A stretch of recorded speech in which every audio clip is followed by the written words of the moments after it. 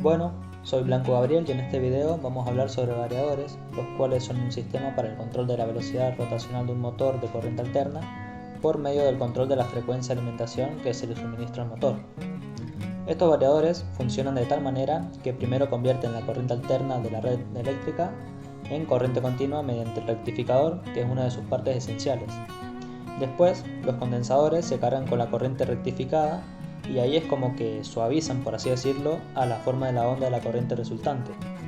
Y para terminar, el inversor convierte la corriente continua en alterna nuevamente.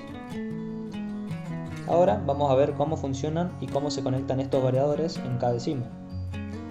En la imagen de la izquierda podemos observar que el símbolo de la izquierda corresponde a la parte del variador en el circuito potencia y el símbolo de la derecha corresponde al circuito de mando.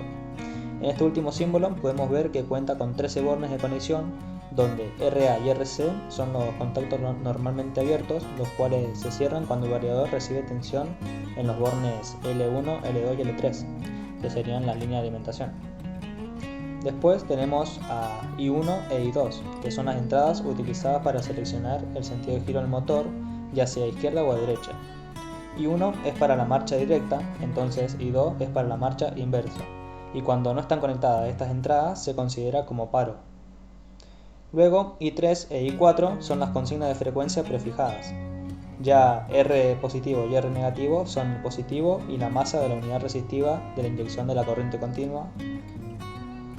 Y ya por último tenemos los bornes de conexión del potenciómetro, que son 0, más y A1.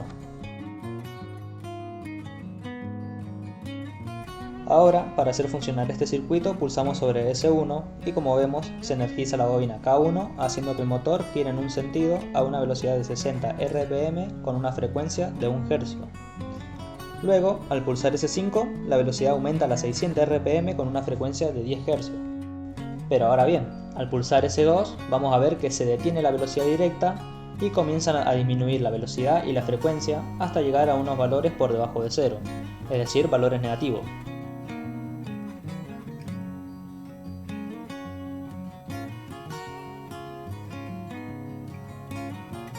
Pero esto lo que nos indica es que se activó la velocidad inversa y el motor cambió su giro, como podemos ver.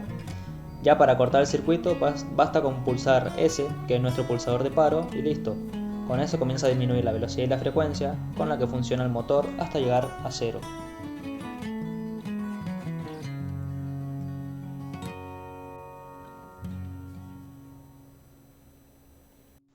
Tabla de funciones y valores del variador.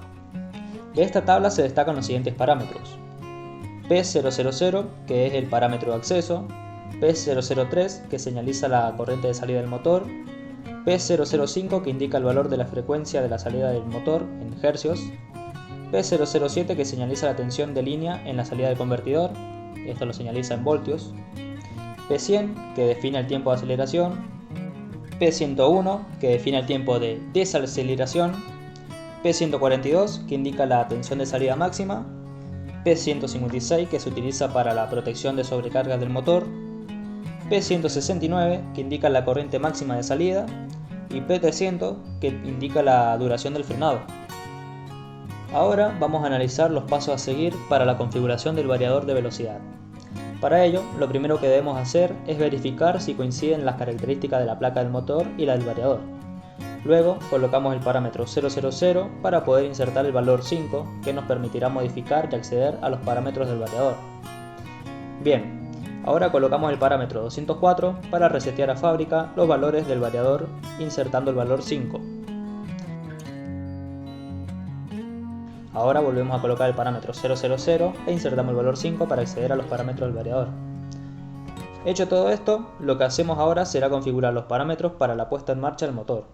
Entonces colocamos el parámetro 156 para verificar la corriente nominal o de sobrecarga del motor, el cual debe superar por un 10% o 20% el valor de la corriente nominal, y como la corriente en el caso de este motor es de 2 amperios, colocaremos 2.1. Luego pondremos el parámetro 100, donde indicamos el tiempo de aceleración, que debe ser mayor a 2 segundos, por lo que nosotros le pusimos 8 segundos, para no forzar así el trabajo del motor. Ahora ponemos el parámetro 101 para la desaceleración del motor, que también tiene que ser mayor, entonces le ponemos 5,5 segundos. Y bueno, ahora activamos todo y como vemos funciona correctamente el motor.